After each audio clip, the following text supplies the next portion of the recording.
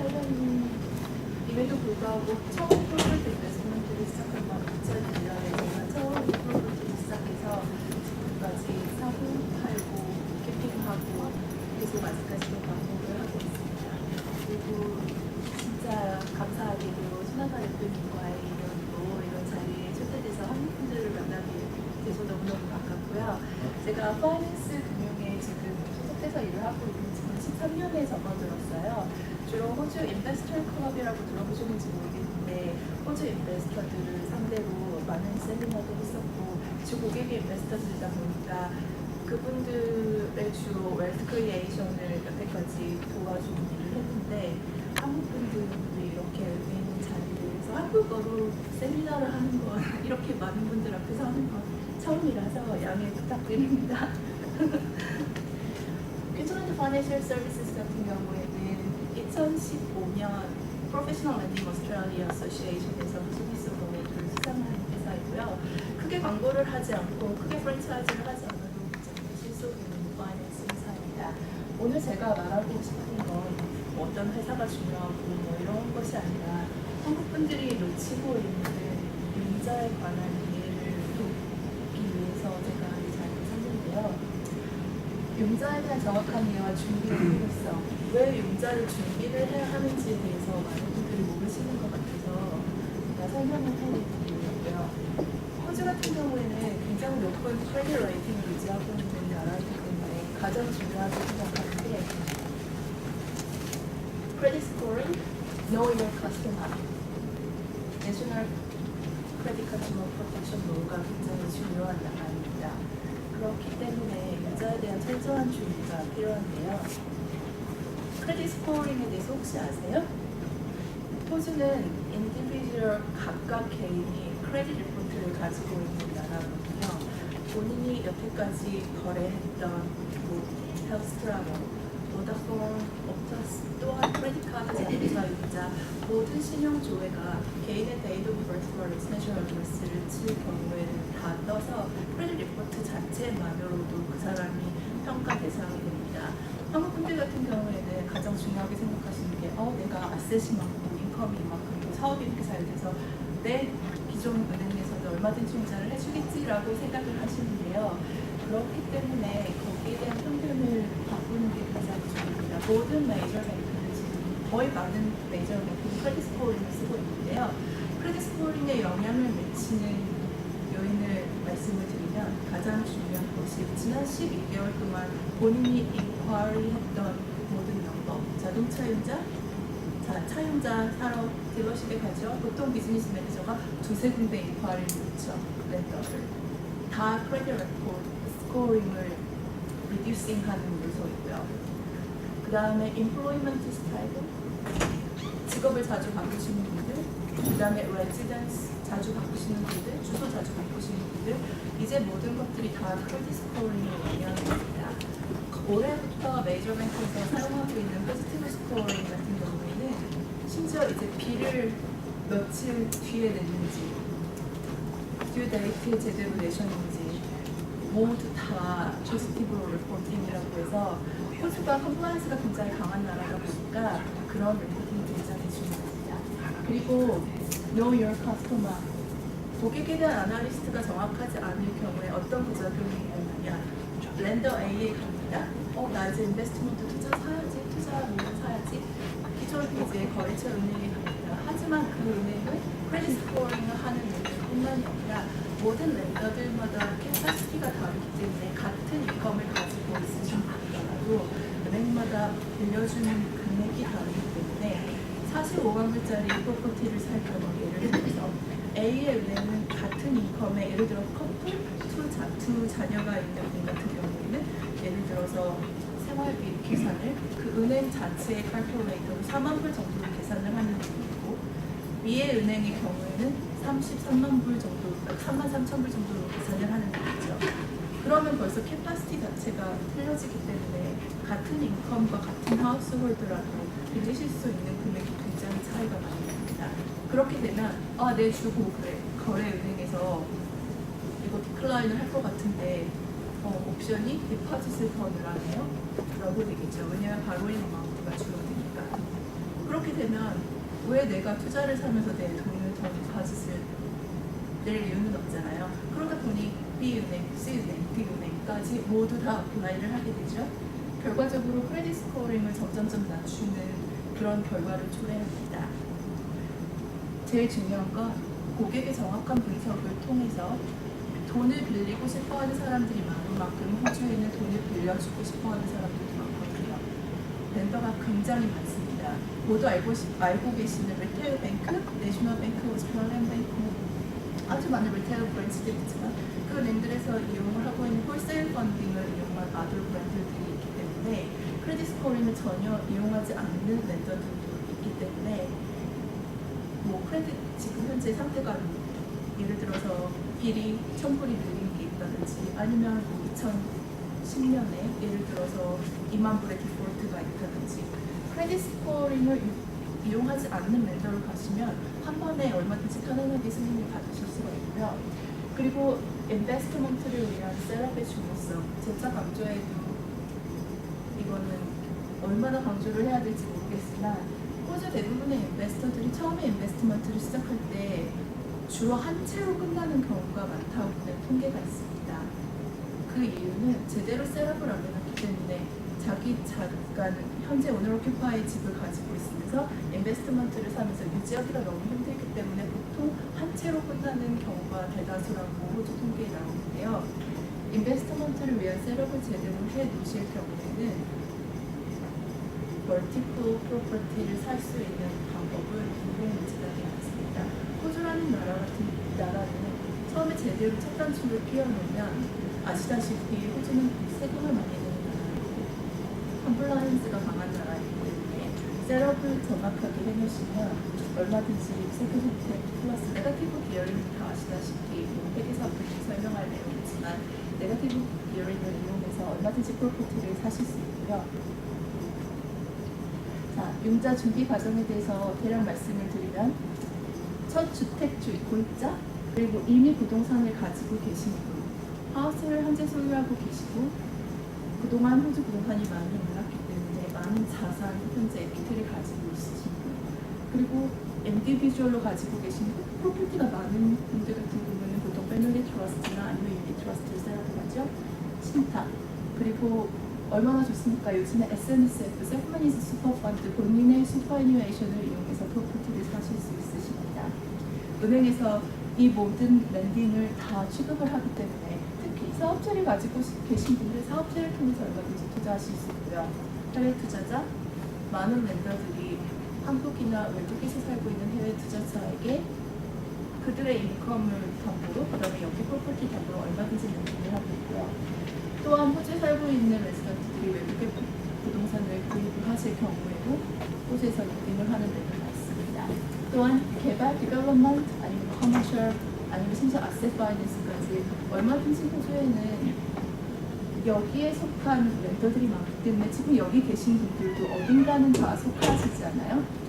그렇기 때문에 정확한 분석을 통해서 제가 오늘 뭐 융자에 대해서만 설명을 하면 진짜 아까 홍보님 말씀하셨듯이 저도 한 10시간도 얼마든지 얘기를 해드릴 수 있는데 오늘 시간 관계상 자세한 상담이나 아니면 정확한 분석을 원하시는 분들은 제가 이따가 비즈니스 카드를 나눠드릴 테니까 개인 상담 얼마든지 환영합니다. 일단은 이렇게까지 제가 얘기를 했는데요. 궁금하신 사항이나 뭐 지금 현재 이 부동산 세미나와 관련돼서 투자에 대해서 궁금하신 혹시 내용 있으세요?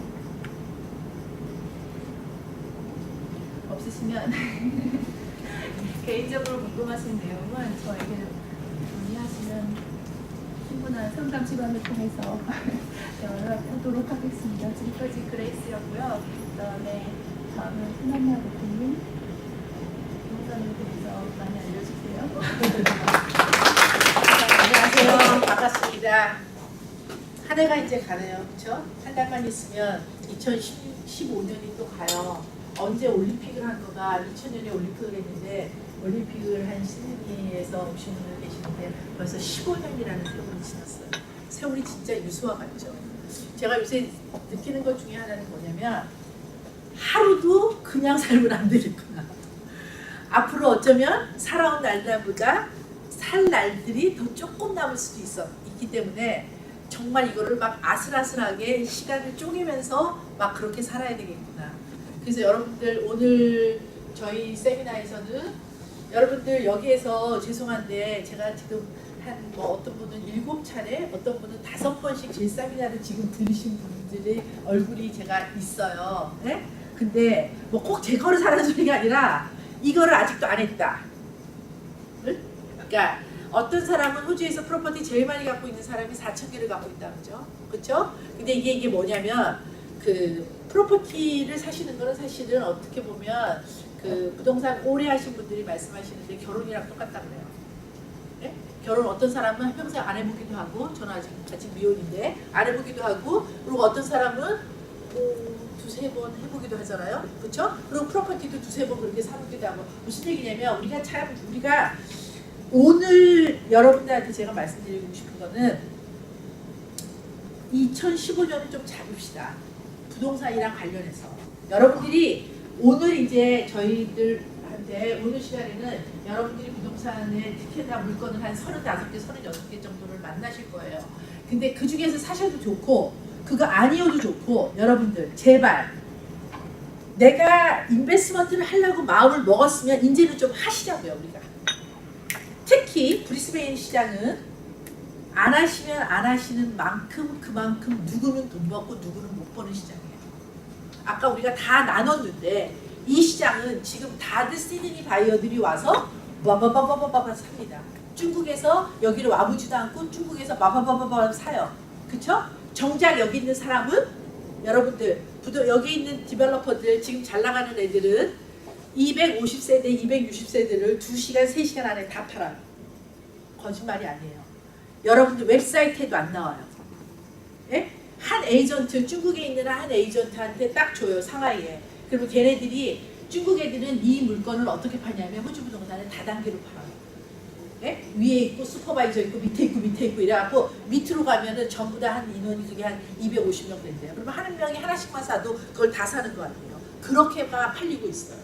그래서 그렇게 다단계를 사실은 디벨로퍼들이 우리더러 하라 그래요. AK 링스야, 니네가 우리처럼 중국 애들처럼 다단계를 좀 그렇게 하라 그러는데 어쨌든지 저는 부동산을 다단계로 파는 거에 대해서 저는 하여튼 간에 왜냐면 우리는 워낙 또 다단계라는 말 자체에 대해서도 굉장히 네거티브 부정적인 의미가 많기 때문에 제가 이렇게 조금 약간 사족으로 빠졌는데요. 저는 오늘 제 거 열심히 많이 들어주세요. 그런데 이제 오늘 것도 중요한데요. 저희가 브리스베인에서 세미나를 하면서는 사실은 제가 파이낸스에 관해서 오늘 이렇게 10분, 15분이라도 잠깐 터치를 하는 거는 사실 전 처음이에요. 제가 조금 어떻게 들으면 여러분들이 저는 무슨 잘난 척이야 이렇게라고 들을 수도 있을지도 모르겠지만 저도 호주를 27년 뭐 이렇게 살면서 시드니에서 저도 많이 살았고요. 그러면서 사실은 그렇게 파이낸스 잘한다는 사람 솔직히 전 많이 못 봤어요. 그러니까 왜 그러냐면 이게 뭐냐면요. 사실 변호사도 마찬가지고 회계사도 마찬가지고 파이낸스 브로커도 마찬가지고 에이전트도 사실 마찬가지인데요. 이거가 이런 어떤 이론의 학문이 사실 아니잖아요. 그렇죠? 그거를 얼마만큼 많이 해서 파이낸스를 누구한테 손님들한테 그렇게 많이 해줘야 해요. 그게 무슨 얘기냐면 이게 실행, 이게 결국 누가 많이 경험이 있느냐 이런 산물이기 때문에 그런데 우리나라 사람들이 대부분 파이낸스 브로커들이 어떠냐면 사실 파이낸스 브로커 공부하는 거 탭을 6개월 다니든지 이러면 자격증을 받아요.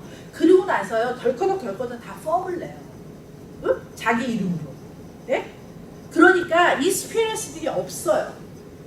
그레이스는 제가 보기에는 굉장히 정석을 한 사람이에요. 여기에서 계속 아직도 13년의 익스피리언스가 자기 펌을 한 것도 아니고 계속 호주의 큰 회사에서 계속 일을 했었기 때문에 엄청나게 많은 경우의 숫자를 안다라는 거죠. 그러니까 이제 아직까지 이제 아까 목소리가 보니까 상냥상냥 하더라고요. 그래서 이제 자기 PR을 많이 못한 것 같아요. 그래서 제가 좀 옆에서 도와주는 건데 여기에 호주에 인베스트먼트만 주로 하는 애들 인베스터 클럽이 있어요. 그 클럽 사람들한테만 계속 파이낸스를 해주고 그 사람들한테 계속 랜딩 해주는 걸 했기 때문에 내가 본 사람 중에서는 퀸슬랜드에서는 저는 챔이라고 생각해요. 근데 이 사람은 그런 건 사실 안 해요. 뭐 페이퍼가 안 되는 사람들을 해갖고 가라로 페이퍼 만들고 이런 거는 안 해요. 응? 그렇지만 어느 정도가 자기가 어느 정도 된다 그랬을 경우에는 아마 클릭이 딱 되면 프로퍼티를 10개, 20개까지 사는 거에도 계속 도와주면서 앞으로 당신이 어떤 식으로 서류 작업들을 하고 준비를 해야 되겠다라는 거에 아마 답이 나올 거예요. 그래서 제가 조금 더 그레이스시리즈 얘기도 말씀드리고요. 저희 회사에는 2007년에 생겼고요. 저희 웹사이트 보시면 저희 회사에 대해서 뭐 다 보실 수 있으니까 지금 저희가 35차 브리스베인 세미나 지금 하고 있고요. 다음 주에 1일날 저희가 골드코스트 힐튼 호텔에서요.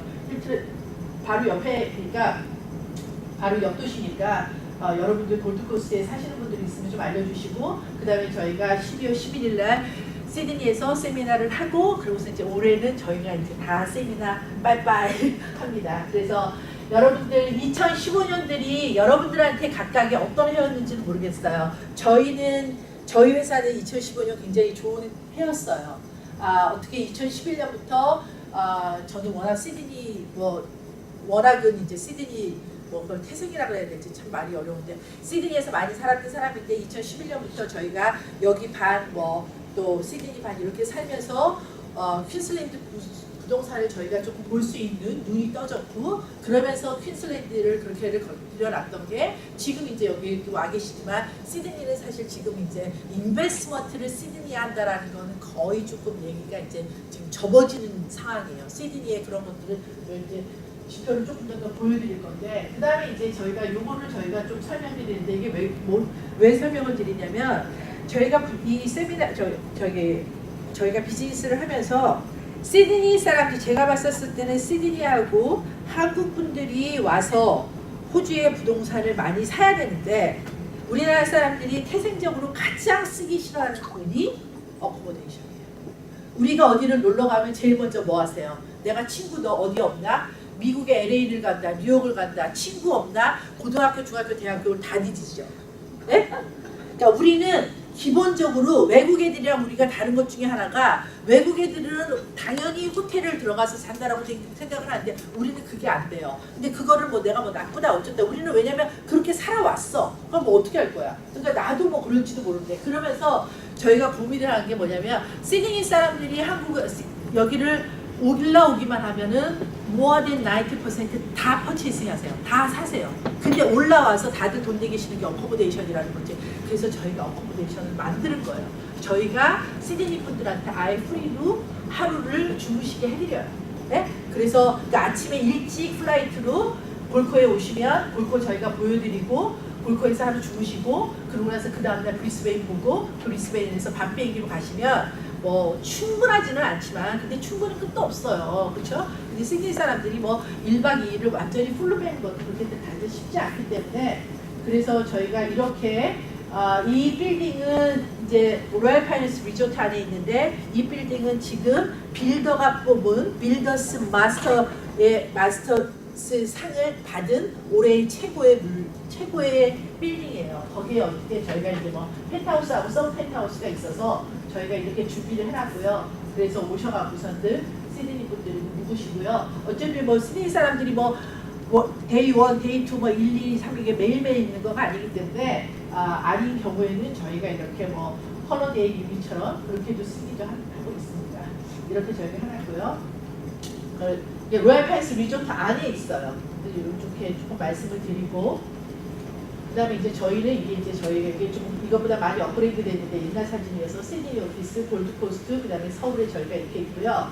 저희는 지금 여러분들이랑 여기서 만나서 지금 이 얘기하고 있어요. 레지던셜 프로퍼티. 그런데 제가 등치가 크잖아요. 여자치고. 근데 그것처럼 제가 조금 욕심이 많아서요.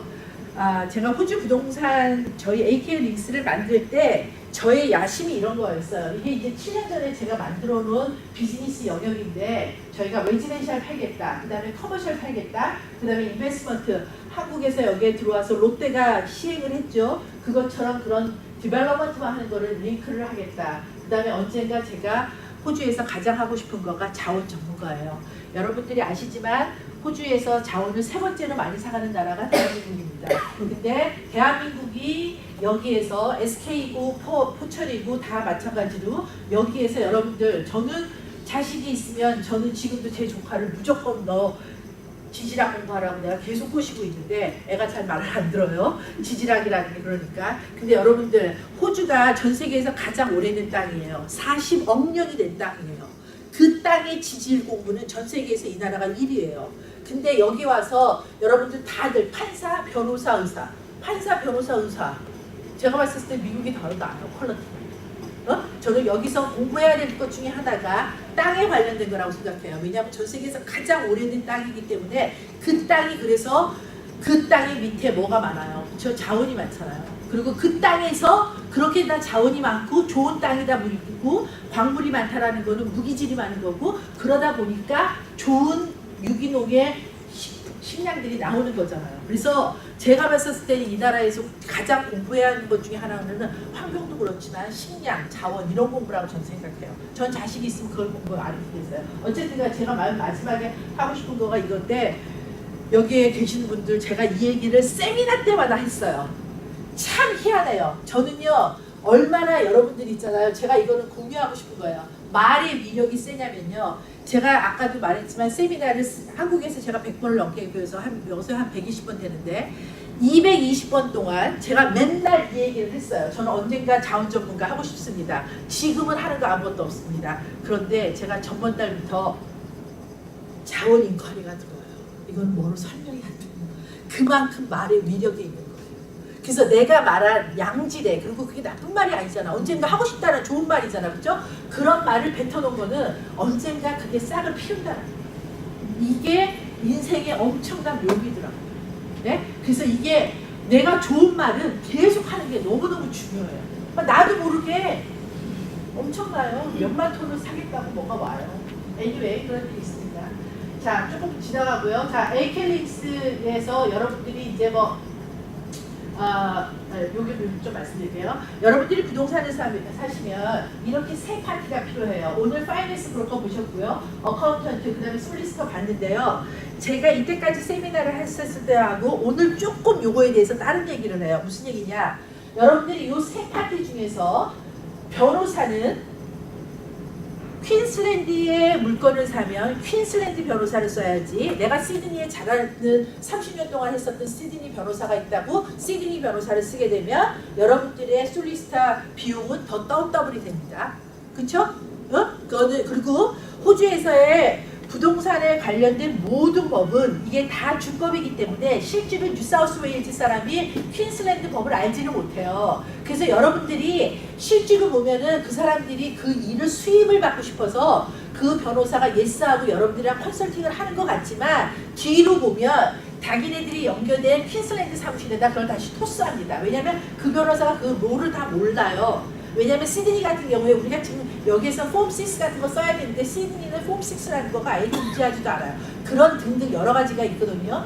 그래서 항상 요 두 가지는 괜찮고 시드니 변호사는 그 물건을 사는 해당 주에 있는 변호사를 쓰세요 하고 요것만 제가 이때까지 말씀드렸어요. 그런데 올부터 제가 이제 파이낸스 브로커까지 추가로 말씀드릴게요. 자, 이거 왜 그러냐. 시드니에서 사건 사고가 솔직히 많이 터졌어요.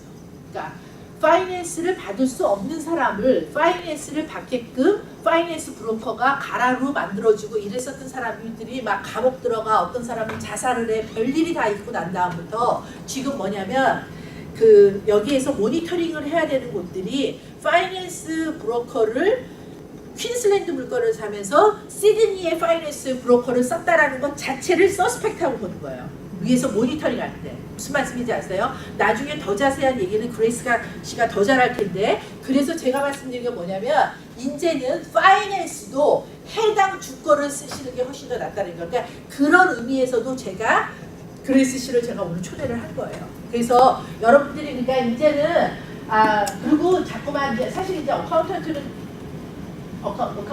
뭐 시드니에서 쓰거나 이런 사람들 많은데 그러니까 이제는 다들 호주가 점점 이 생각을 해보세요. 얘가 왜냐하면 지금 시드니는 그동안 너무 파이낸스를 못 받고 디폴트가 많고 배드 크레딧이 많은 사람들이 파이낸스를 받은 거에 대해서 서스펙트 하는 거죠. 근데 얘가 퀸슬랜드에 뚝 하고서는 뭐를 사겠대? 근데 저기 도와주는 사람은 시드니 사람이야. 이상하게 보는 거예요.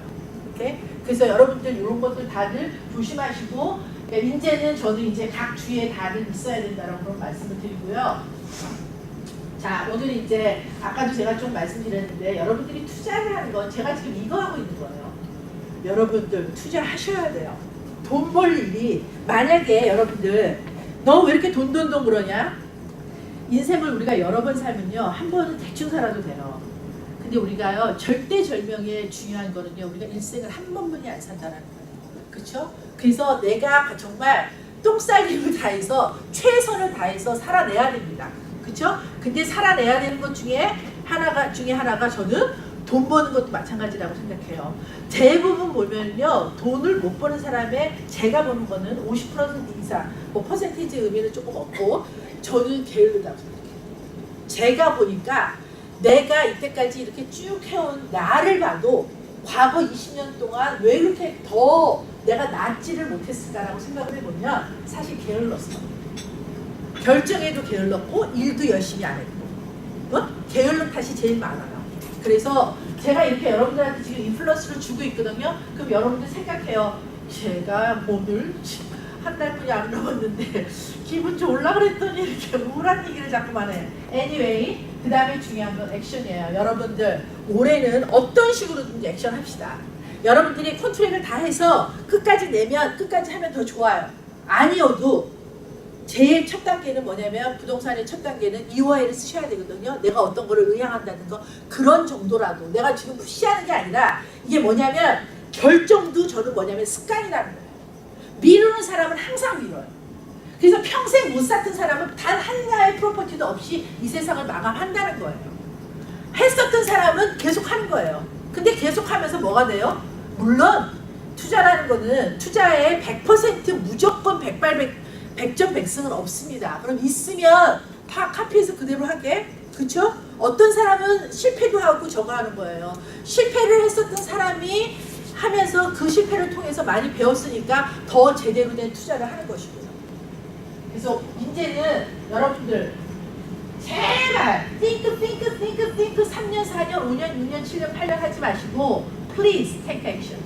오케이? 올해 maybe 내년 초 아무리 적어도 내년 1월, 2월까지 어쨌든지 인베스트먼트 하려고 그러면 쪽을 보세요. 이제는 좀. 지금 시장은 안 보는 만큼 나만 바보예요. 자, 투자에서 가장 중요한 건 뭐냐면 리스크 헤징이에요. 리스크를 미니마이즈 하는 거예요. 자, 여러분들 자 감자가 있는데 이렇게 큰 감자라고 쳐봐봐요. 그럼 이 공간이 이게 다 뭐냐면 이게 리스크예요. 비어있는 게 많은데 근데 여기는 뭐예요? 큰 거 작은 거 이렇게 되어 있으면 이 공간들이 어떻게 돼요? 얘보다는 더 적죠. 예? 제가 이게 무슨 말씀을 드리냐면 투자는 무조건 리스크 헤징. 리스크 헤징이라는 건 뭐냐면 내가 부동산을 브리스베인에 하나 갖고 있어. 하나는 그럼 골드코스트에도 있어. 하나는 선샤인에도 있어. 이런 식으로 나누고 내가 아파트를 샀어. 하나는 하우스를 해. 하나는 타운하우스를 해. 다 나누라고. 모든 부동산 에이전트는 여러분들한테 다 좋다고 그래요. 그쵸? 근데 인베스트먼트라는 건 뭐예요? 결과가 항상 지금 나오는 게 아니에요. 1년이 지나 2년이 지나 10년이 지나야 알아요. 그쵸? 항상 나중에 나오는 건데 근데 그 결정 내가 했는데 맨날 그래요. 에이전트더러 네가 그거 그때 그렇게 사라 그래갖고서 내가 샀지 않냐고. 그러면 만약에 그 사람이 정확하고 페어한 사람이면 그거 만약에 잘 됐으면 그럼 고맙다고 땡큐 해야 될 거 아니에요. 고맙다고 땡큐 하는 사람이 어딨어요. 그쵸? 잘 되면 자기 탓이고 남 되면 맨날 남 탓이야 우리는. 네? 그거 아니라는 거죠. 그러려면 뭐냐면 리스크를 헤징하셔야 해서 다양하게 투자하셔야 돼요.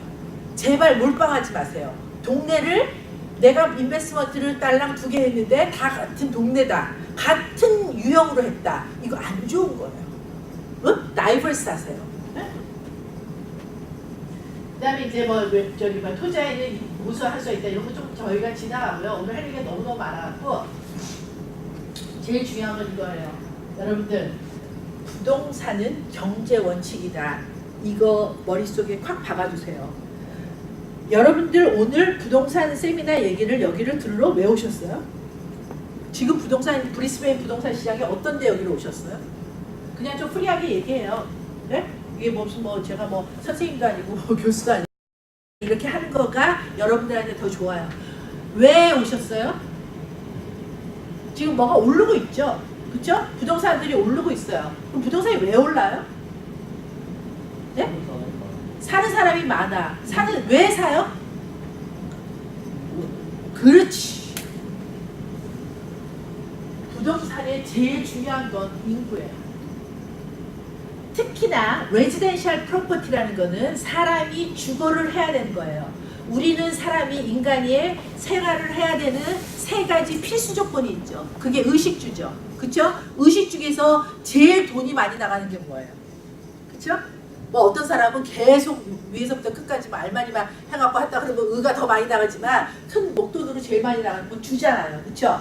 그 주거 공간이라는 거는 우리가 심플하게 얘기하면 4인 가족이 들어가서 밥 먹고 샤워하고 잠자야 되는 곳이잖아요.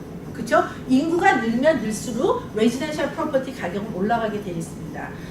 부동산에서 제일 중요한 거는 그러니까 부동산의 얘기가 세미나에서 만약에 인구 얘기를 안 한다 그러면 그냥 여러분들 그냥 무조건 제가 말씀드리는데 인구 얘기가 없으면 그냥 나오면 돼요.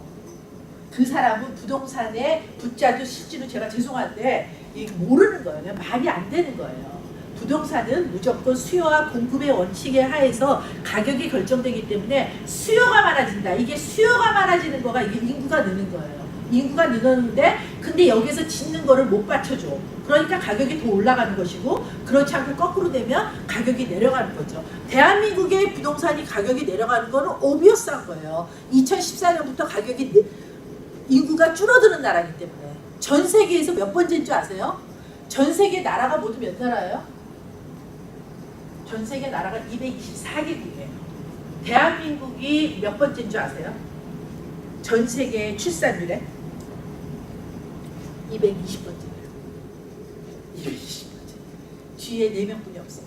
심각한 나라예요. 예? 이때까지 저는 OECD만 알고 있었는데 얼마 전에 또 나온 데이터를 보니까 224 중에 220번째더라고요. Anyway, 그래서 부동산은 제일 중요한 게 인구인데 퀸슬랜드 인구가 앞으로 얼마큼 크느냐, 그 다음에 브리스베인의 인구가 앞으로 얼마큼 크느냐, 거기다가 플러스 또 하나 중요한 게 있어요. 인구만 느는 거는 퀸슬랜드에서 호주에서 가장 인구 성장률이 높은 곳은 사실은 골코예요. 골드코스트가 성장률 1위예요. 호주에서. 그런데 호주의 성장률 1위인데도 불구하고 과거에도 1위였고 지금도 1위예요. 근데 그거에 불구하고 골드코스트 마켓이 그렇게나 올랐습니까? 네? 그렇지 않죠. 그럼 그거는 왜 그러죠? 왜 그래요? 인구는 늘었는데 소나타가 지금 얘기한 거는 인구로 얘기했잖아. 근데 왜 그래? 근데 왜 거기는 그만큼 안 늘었어요? 많이 짓는가 아니지? 안 졌죠.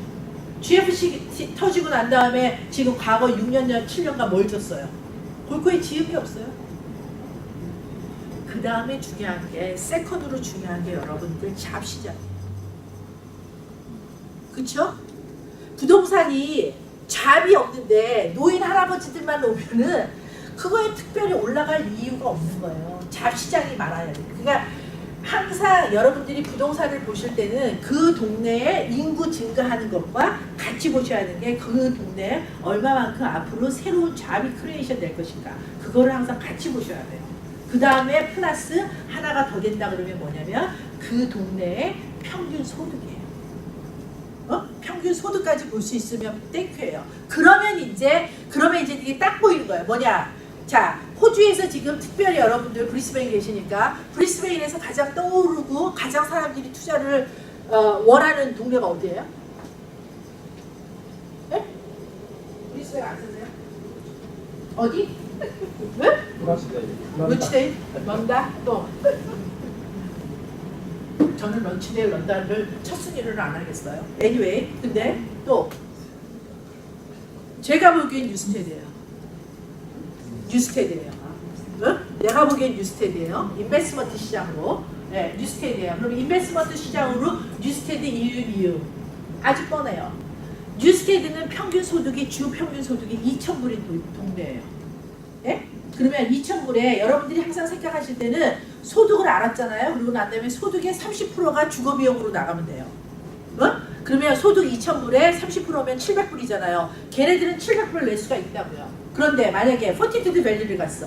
근데 포티투드 밸리는 지금 얼마냐면 1100불이거든요. 지금 조금 더 올랐을 거예요. 주에 1100불인데 1100불이면 걔네 동네에 700불인 렌트는 어렵잖아요.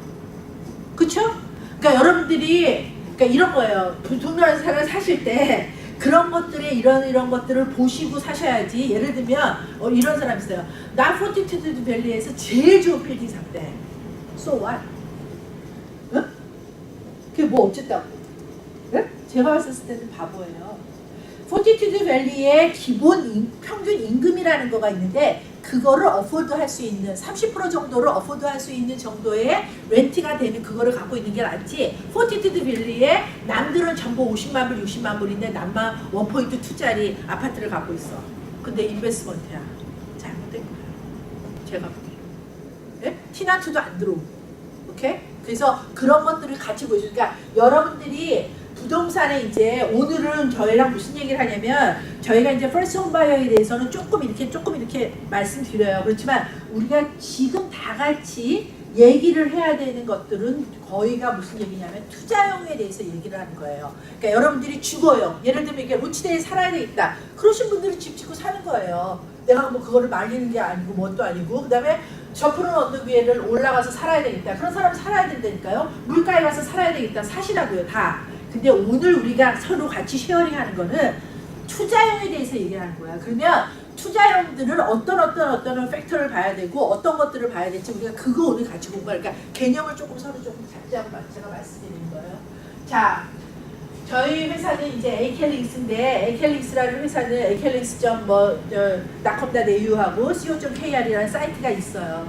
저희가 제가 조금 바보였고 어리석었는지 한국의 마켓을 저는 이제 에이켈링스라는 회사를 만들 때 여기에 있는 영주권자가 우리가 호주 전체에 있는 한국 사람이 채 30만이 안 돼요.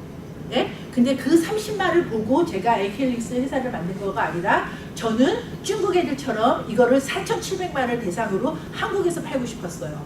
그래서 제가 그렇게 한국에다가 세미나고 뭐를 많이 했는데 이게 오프라인에서만 그렇게 많이 떠드는 거가 하고 나면 뭐 없고 하고 나면 없고 이러면서 이제 저희가 오랫동안 기획하고 여러분들이 그냥 다음에서도 호주 부동산이라고만 치면은 제일 먼저 나오는 사이트가 저희 사이트예요. 호주 부동산적 KR이에요. 저희가 2007년부터 저희의 배경 뭐 이런 것들이 전부 다 써 있는데 그래서 이렇게는 탄생했고요. 이게 이제 저희가 8월 달에 런칭을 했어요. 얼마 오래되진 않았어요. 그래서 그런데 너무 감사하게도 이 사이트가 다음에서 그냥 호주 부동산만 치면 제일 먼저 나오는 사이트가 프리미어 링크로 저희는 돈 1원도 안 내요. 거기 에센처 같은 데 돈 내야 되는데 그런 거 안 하거든요. 근데 그렇게를 하고 난 다음부터 지금 한국 분들이 계속 들어오세요. 그래서 이게 참 굉장히 저희한테 뭐 효자 노릇을 할 수 있을 거라고 생각을 하고 어쨌든 지금 저희가는 막 광고 뭐 열심히 하느라고 광고 받느라고 이렇게 하지 않고 있는데 언젠가 조금 할 때 될 거고요. 그런 이제 맥락에서 여러분들한테 말씀드릴게요. 한국에서 호주 부동산을 사면 자 여러분들이 한국에서의 해외 부동산의 히스토리를 조금 아셔야 되는데 한국은 2008년부터 완전 무제한입니다. 자기가 거래하고 있는 주거래 은행에다가 내가 호주에다가 100만 불짜리 집을 사고 싶다. 그러고서는 얘기만 하고 리포트만 하면 끝이에요. 물론 이제 관련된 서류를 내야 돼요. 그 관련 서류가 이거예요. 매매 계약서, 대출을 받을 경우에는 대출 의향서, 부동산 시세 확인 서류, 납세 증명서, 주민등록 등본, 신분증 이런 것들이 필요한데 여기에다가 플러스 뭐가 있으냐면 또 이제 감정서 뭐 이것들을 또 요구를 해요. 은행들이. 그런데 감정은 언제 하는 거예요? 물건이 다 지어져야죠. 자, 여러분들 우리가 지금 너무나 애석하게도요. 호주에서 여러분들 주위에서 새 집인데 누가 한 번도 안 샀는데 딱 새 집 다 해놓고서는 새 집이 이렇게 기다리는 거 보셨어요? 지금? 새 집이 있는 경우를 보셨어요? 호주 전체에서 호주는 지금 모자라요. 그러니까 여러분들 지금 다 사시는 게 그러니까 제가 좀 다시 정리하면 한국에서는 해외 부동산을 투자할 수 있는 조건이 뭐냐면 헌집은 못 하세요. 세컨핸드는. 법적으로 못 사요. 무조건 새 집만 사셔야 돼요. 그러면 새 집은 2개 있을 거 아니에요. 지금 저희처럼 많이 파는 오프터 플랜 뭐냐면 선분양 아직 다 되지 않았어. 네? 그러니까 분양이라는 게 새 집인 거잖아요. 근데 분양은 두 가지가 있잖아요. 선분양이 있고 후분양이 있잖아요. 근데 우리는 지금 거의 다가 후분양은 없단 말이에요. 한국은 후분양이 있는데도 미분양 사태가 나는 것이고 여기는 지금 후분양이라는 건 찾아볼래야 찾아볼 수가 없어요. 100채 중에 한두 채나 있을까 말까? 다 지어놨는데 뭐 안 팔리는 거는 지금 거의 없단 말이에요. 어쨌거나 자, 감정은 언제 하냐 그러냐면 물건이 다 지어져야 감정을 하잖아요. 선분양일 때, 오프터 플랜일 때 지금 페이퍼뿐이 없는데 그게 무슨 분양을 어떻게 해요? 아니, 감정을 어떻게 해요? 그쵸? 근데 한국에서 제가 이 말씀 드리는 거는 여기에서 감정평가서도 한국의 은행들이 요구를 해요. 그거는 걔네들이 왜 그러냐면 이때까지 많은 사람들이 해외에다가 투자를 하는 건 대부분 다들 미국의 같은 경우에 이그지스팅 홈, 그러니까 다 지어진 기존 주택을 했기 때문에 한국이 이때까지 갖고 있는 법규도 다 기본 주택을 생각을 해서 한 거예요. 이게 굉장히 답답한 경우예요. 한국은 아직까지 해외에 부동산 투자를 한다 그러는 경우에 분양 물건에다가 한다라는 거는 감을 갖지도 못했어요. 그러니까 우리 손님 몇 분들이 지금 하는 거에 제일 이제 어려운 게 그거예요. 여기다가 감정평가서 따르는데 감정평가서 줄 거 없죠. 어쨌든 이제 이래서 여러분들 솔직히 말하면 뭐 여기에서 누가 저거 하실 거 아니니까 제가 말씀드리는데 솔직히 말하면 저희 손님들한테 어떤 경우에 여기에 있으면 뭐 역송금 일부러 하셔서 뭐 이렇게도 하셔요 뭐 이런 얘기를 했었는데 여러분들 그러지 마세요. 그냥 다 하시면 돼요. 조금 귀찮을 뿐이지 이 서류가 어려운 서류가 하나도 없거든요. 다 자기네들 거 요거예요. 자기네가 납세증명서를 제대로 한 게 없어. 그건 내가 어떻게 컨트롤을 못해. 어? 근데 나머지들은 저희가 이거하고 이거는 다 드리면 되는 것이에요. 그 다음에 처음에 여러분들이 10%만 보내기 때문에 대출 의향서라는 건 지금은 있지도 않아요. 네? 그래서 굉장히 이지하다는 말씀을 드리고요. 해외 부동산에 대해서 자 보세요. 부동산 이거는 외환은행에서 그대로 저희한테 자료를 보낸 거예요. 한국 외환은행에서 해외 취득한 게 없습니다. 미화 기준으로 1만 불까지는 놀러 갔다가 무슨 얘기냐면 관광 비자를 갖고 있는 사람들이 갖고 나갈 수 있는 돈이 10,000불이잖아요. 그 10,000불까지 갖고 나가서 그 자리에서 바로 EOI를 쓰든지 가계약을 할 수 있다라는 소리예요. 응? 이것까지 한 거에 대해서 아무런 저희가 없습니다. 단 세금 신고를 해야 되고요. 그 다음에 중요한 게 이거예요. 한국하고 호주하고에는 이중 과세 부과 방지 조약이 맺어져 있어요. 무슨 얘기냐? 양쪽에서 여러분들 세금을 언제 내는 거예요? 자꾸만 세금에 대해서 좀 이상하게 생각하시는 분들이 있어요. 세금을 돈을 벌어야 돼요. 예? 마이너스 내는데 안 됩니다. 집을 50만 불짜리 샀는데 집값이 30만 불이 됐는데 그 사람이 세금을 냅니까? 예? 그런 개념들도 생각 외로요. 그렇게 생각하시는 분들이 있어요. 무슨 얘기냐? 자, 집을 여기서 호주에다가 50만 불짜리 샀어. 근데 그게 30만 불이 돼. 세금 여기고 한국이고 낼 게 없지. 예? 50만 불짜리 샀어. 100만 불이 됐어. 50만 불이 돼서 세금 내야 되지. 그런데 어떻게 되냐? 한국하고 호주하고 양쪽에 해서 많은 쪽에를 따라야 돼요. 응? 만약에 호주에서 팔았어. 근데 호주에서 했었을 때 세금은 예를 들면 한국 원화로 했었더니 뭐 2,500만 원이야. 그런데 한국을 들어갈 때 보니까 한국에서 했더니 3,000만 원이야. 그럼 나 여기서 한국 원화로 개념을 해서 2,500만 원을 냈으면 여기 들어가서 5,500만 원을 더 내야 되는 것이고 거꾸로 됐다. 안 거슬러 줘요. 오케이? 예? 거슬러 주는 건 없습니다. 자, 이렇게 됐고요. 자, 오늘 이제 이거 우리 이런 얘기 하려고 그래요. 앞에 이제 그게 저희가 인트로덕터리가 너무 길었는데 자, 왜 도대체 세계는 호주 투자에 열광하는가? 저는 이 타이틀을 왜 썼냐면 지난 11월 13일 금요일 그쵸? 13일의 금요일 파리 테러 사건이 있었죠. 여러분들 저는 있잖아요. 이 호주라는 나라는 워낙 영국의 통치를 받았었던 나라이고 하기 때문에 이 나라는 미국의 영향력이라기보다는 더 연연방에 가까운 연연방 국가예요. 그렇죠? 여기가 커머런스이고 그게 무슨 얘기냐면 굉장히 더 유러피안 성향이 더 있는 곳이에요. 이 얘기는 뭐냐면 여러분들 아들레이드를 가도 뭐 저먼들만 있는 빌리지가 있고 뭐 어디를 가도 뭐 예를 들면 이탈리안만 따로 사는 데 있고 그릭만 따로 사는 데 있고 이렇잖아요. 호주는 특히나 이제 그런 곳이 많은데 무슨 얘기냐면 여기는 굉장히 유러피안의 백그라운드가 왕성해요. 제가 이 얘기를 왜 하냐면 저는 이번 테러를 보면서 야 호주는 더 뜨겠구나. 호주는 더 뜨겠구나. 예? 전 세계가 뭐 그런 얘기를 어떤 목사님이 하셨다고 그러죠. 전 세계가 핵전쟁이 나서 불바다가 돼도 살아남는 나라는 유일한 나라는 호주뿐이 없대요. 그래서 지금 호주에 조그만한 호주를 비롯해서 조그만한 섬들에 전 세계 부자들이 그렇게 지금 섬을 사고 있다고 그러죠. 네? 그 다음에 이제 여러분들 뭐 이거 같이 고민하는 거예요. 뭐 나는 지금 잘 살고 있는데 이런 의미 아닙니다. 소란나도 지금 늘 매일매일 고민해요. 왜냐하면 내 땅이 아니잖아요. 그쵸? 남의 땅까지 선택하고 우리가 왔어요. 그러면 그 선택에 대해서 책임을 내가 져야 되고 그 선택에 대해서 잘해야 되잖아요. 그래서 하루하루를 살얼음처럼 우리가 좀 살면서 우리가 이렇게 여기서 뭐 생을 마감하게 될 정도였지. 나 왜 이렇게 갑자기 그런 얘기만 하지? 미안합니다. 자, 100세까지 우리가 산대요. 예? 100세까지 사는데 여러분들 피지컬리 우리가 내가 몸을 움직여서 돈을 벌 수 있는 걸 언제까지 할 수 있을까요? maybe 65? 그래도 65까지는 좀 하지 않겠어요? 근데 65살에도 솔직히 청소는 못해요. 힘들어서. 애들을 부리는 거면 모르니까. 네? 그러면 65 이후에 100세까지 산다 그러면 어느덧 35년 우리 어떻게 살아요? 저는 이때까지 제가 발견한 거로는 호주에서 인베스트먼트가 아니고는 돈을 만들어낼 방법이 없다라는 거예요. 혹시 있으면 알려주세요. 다단계 빼고. 네? 여러분들 그런데 우리가 이렇게 투자를 안 해요. 이제 우리가 게으른 거예요. 오케이?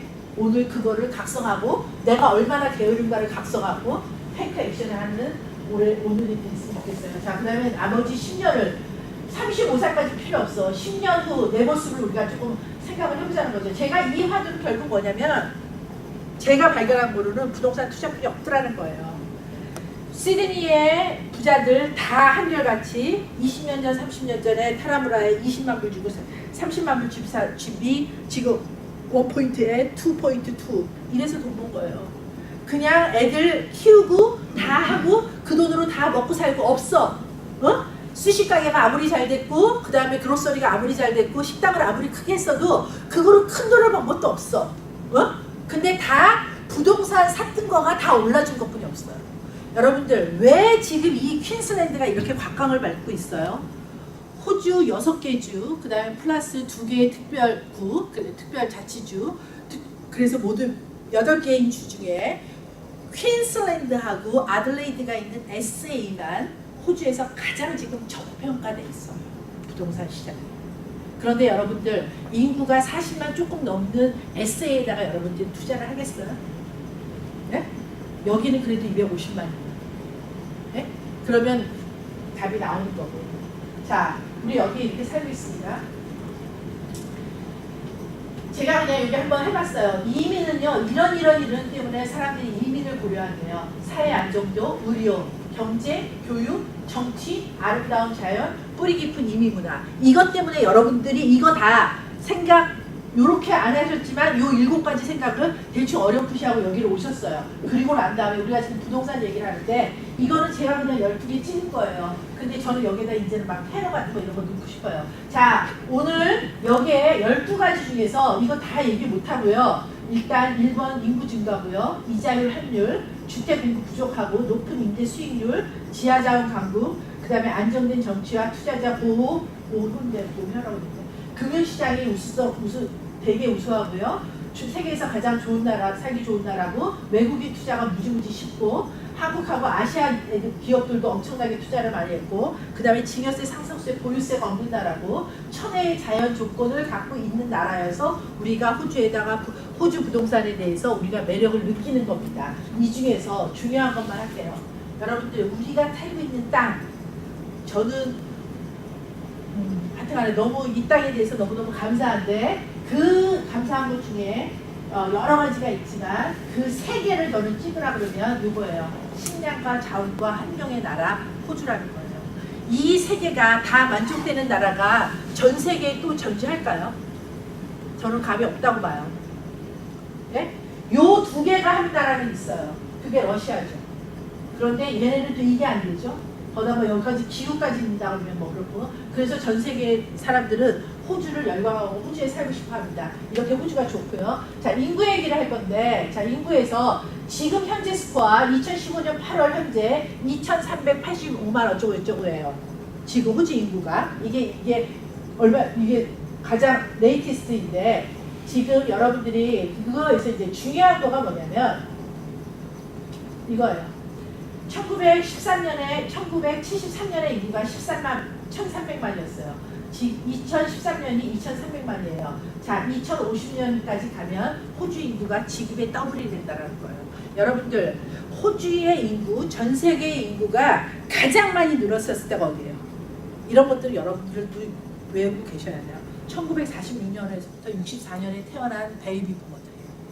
2차 세계대전이 지나고 나서 그 아저씨들이 엄청나게 방에서 집에서 생산에 몰두했나 봐요. 그래서 그때 인구가 확 늘었고 그래서 그 인구가 지금 아시아를 전부 다 이렇게 많게 만들어는 그 메이저가 그거예요. 46년에서 64년에까지 태어난 사람이고 그리고 난 다음에 호주 인구도 그렇게 기가 막히게 늘지를 않았어요.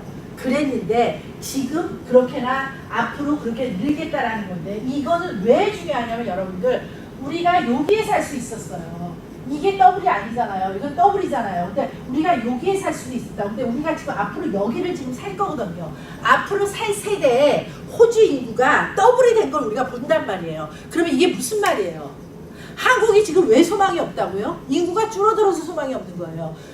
호주가 이렇게나 하면 우리는 지금 엄청난 일들이 벌어지는 거예요. 인구가 이렇게 많아진다는 거예요. 근데 그 인구의 이제 메이저는 뭐냐면 이민이에요. 그래서 사실은 지금 뭐 우리가 왜 이렇게 특히나 시드니에서 가장 불평하는 게 뭐죠? 시드니 사람들이 가장 불편하는 건 인도 애들 때문에 미치겠다는 거예요. 인도 사람들이 너무 많아갖고 뭐 사람들마다 다 틀리겠지만 어떤 사람은 트래픽을 하고 이러지만 어쨌든 지금 저도 뭐 동네가 인도 애들 많은 동네인데 어쨌든 인도 애들 때문에 많이 그런데 네, 그 얘기는 뭐냐면 인도 애들이 이제 영어가 되니까 여기 엄청나게 지금 많이 들어오죠. 우리는 영어 때문에 못 들어오는 거지 호주의 이민법이 타이트해서 못 들어오는 건 아닙니다. 그건 우리가 조금 정확하게 얘기를 해야 돼요. 그렇죠? 이런 지금 상황이고요. 그 다음에 이제 중요한 게 뭐냐면 자 바로 이거예요. 호주의 바깥에서 이민자를 받아들이는 거 of course 그거 하고 있고요. 호주의 안에서 지금 호주 인구가 돌고 있어요. 근데 그 도는 양상을 보면 어떠냐면 뉴사우스 웨일스가 제일 많이 빠져나가요. 에브리 이어에 16,000명이 빠져나가요.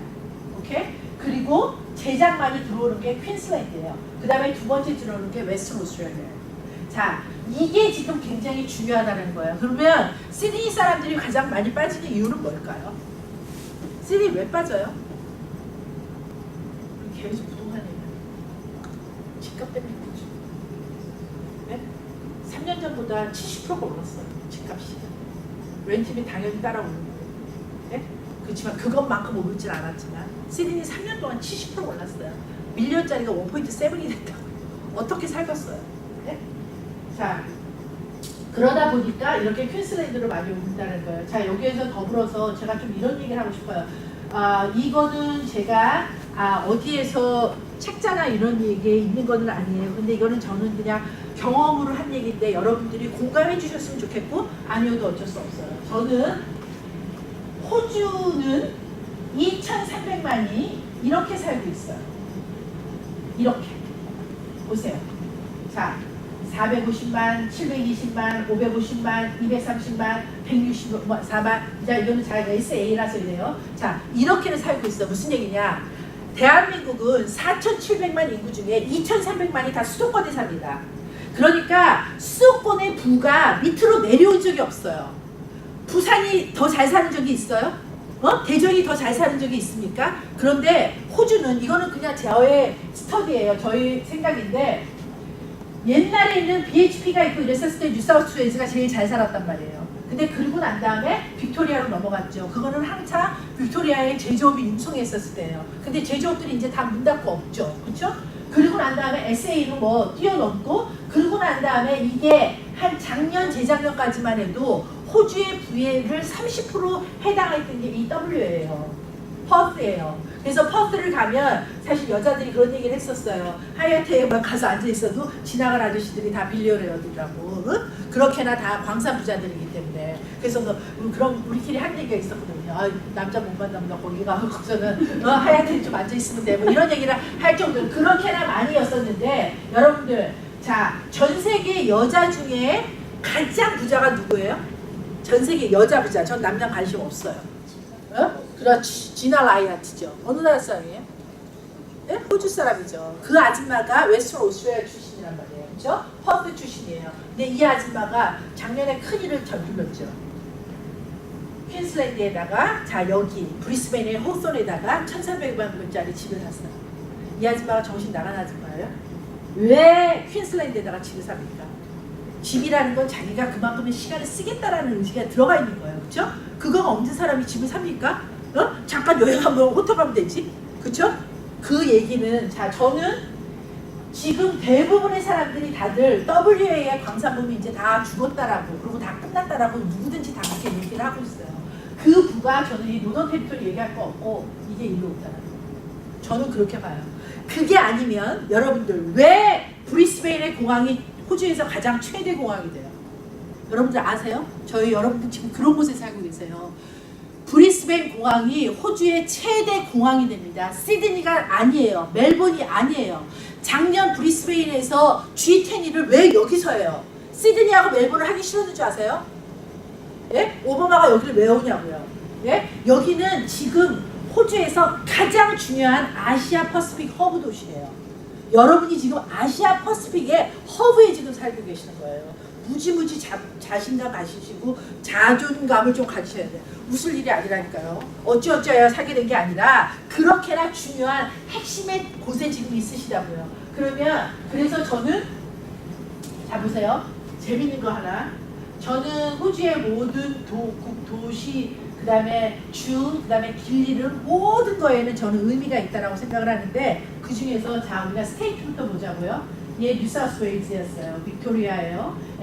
사우스 오스트레일리아예요. 웨스턴 오스트레일리아예요. 뭐 오스트레일리아, 사우스 오스트레일리아. 이런 얘기는요. 여기는 벌써 이 땅은 띄어져 나가도 다른 거란 소리고, 여기도 띄어져 나가도 다른 거라는 소리예요. 솔직히는 웨스턴 오스트레일리아, 사우스 오스트레일리아는. 여러분들 퀸슬랜드하고 뉴사우스가 옛날에는 이게 한 덩덩어리였는 거 아세요?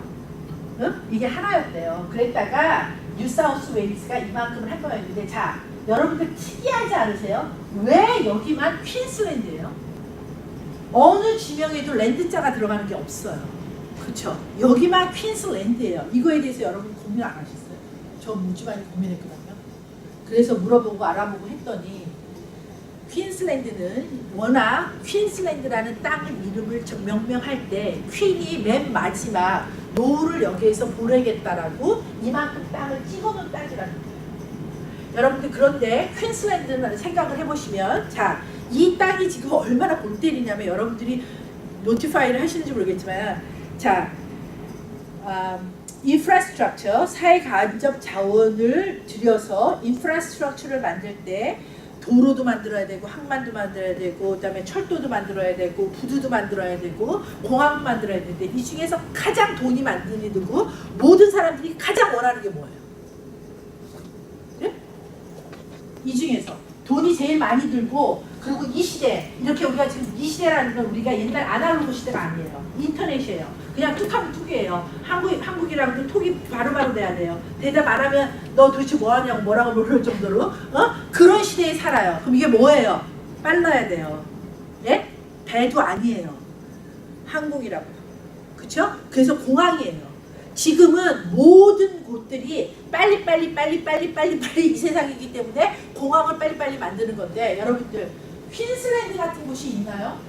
저는 왜 퀸슬랜드냐면 이거는 오비어스한 거예요. 자, 브리스베인에서 위로 1시간 선샤인, 밑으로 1시간 골드코스트인데, 골드코스트, 브리스베인, 선샤인이 2015년, 그러니까 올해 7월부터 국제공항이 된 거 아세요? 어느 주에 3개의 국제공항이 있는 게 있으면 나와보라 보세요. 굉장히 중요한 주예요. 퀸슬랜드. 시드니가 아무리 커도 시드니 위로 가고 뉴카슬 밑으로 가고 뭐 울릉도에 국제공항이 있습니까? 네? 굉장히 중요해요. 그러니까 무슨 얘기냐면, 자, 이게 지금 북반구잖아요. 이렇게 적도가 있잖아요. 이게 북반구잖아요. 북반구에서 왔었을 때 제일 가까운 데가 어디예요? 물론 노동 테리토리예요. 그렇지만 노동 테리토리에 시커먼스 많은데 얘기할 거 없고. 그러니까 여기에 가장 많은 관광가 앞으로, 그 다음에 다 아픈 사람들이 여기 와서 치료받아라. 보건, 그 다음에 교육, 그 다음에 또 하나 뭐죠? 자원. 이 네 가지가 퀸슬랜드가 앞으로 차세대에 지향하는 사업들이에요.